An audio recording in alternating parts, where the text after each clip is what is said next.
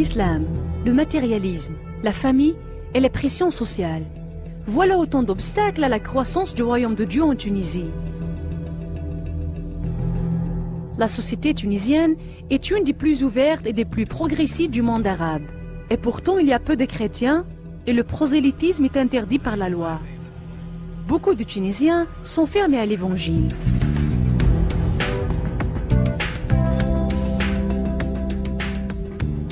La Tunisie, le plus petit des pays d'Afrique du Nord, se trouve incrustée entre la Libye et l'Algérie du Nord.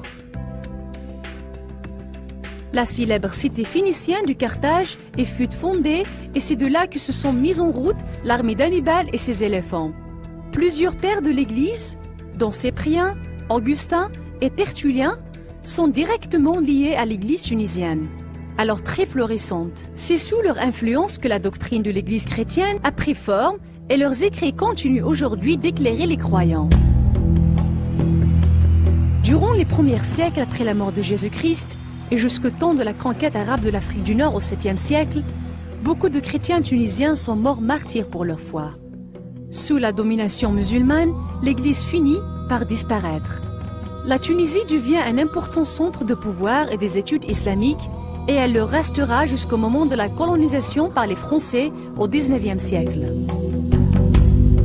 Depuis l'indépendance en 1956, le gouvernement a lutté contre le fondamentalisme islamique. Pour beaucoup de Tunisiens, la pratique de l'islam est une affaire de culture plus que de dévotion religieuse. La pression familiale et sociale pousse de nombreux Tunisiens à rester fidèles à l'islam et les empêche de considérer sérieusement le message de l'Évangile.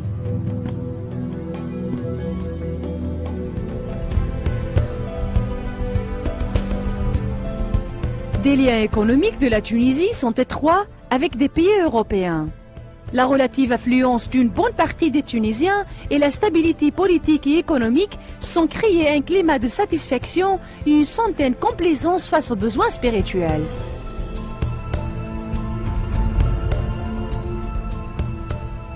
Beaucoup de Tunisiens connaissent la pauvreté et le chômage. Mais la situation n'est pas aussi dramatique que dans d'autres pays d'Afrique du Nord.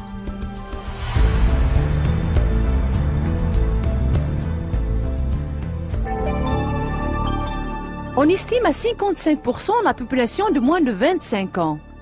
L'école est accessible gratuitement et il y a un nombre grandissant d'universitaires diplômés. Trouver un emploi correspondant pour ces milliers de jeunes professionnels est un réel défi.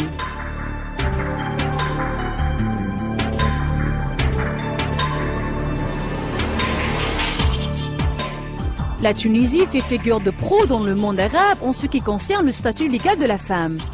La loi interdit la polygamie et permet aux femmes de créer une entreprise, d'ouvrir un compte bancaire et d'obtenir un passeport de leur propre autorité. La loi exige que les parents envoient leurs filles à l'école et la proportion des étudiants universitaires s'élève aujourd'hui à 50%.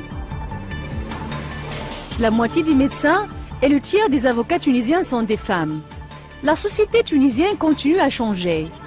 De plus en plus, les jeunes Tunisiens exigent de pouvoir choisir eux-mêmes leurs conjoints, alors que leurs aînés veulent arranger les mariages de leurs enfants. Les femmes cumulent emploi et responsabilité familiale. La télévision par satellite envoie en Tunisie des images qui mettent en question l'ordre établi pour le meilleur et pour le pire. Les millions de touristes qui diffèrent sur la Tunisie offrent une image souvent déplorable de la société occidentale soi-disant chrétienne et donnent ainsi des arguments supplémentaires aux adversaires de l'Évangile. Heureusement, aucun de ces obstacles n'est insurmontable pour Dieu. La télévision diffuse maintenant des programmes d'évangélisation pour ceux qui s'intéressent.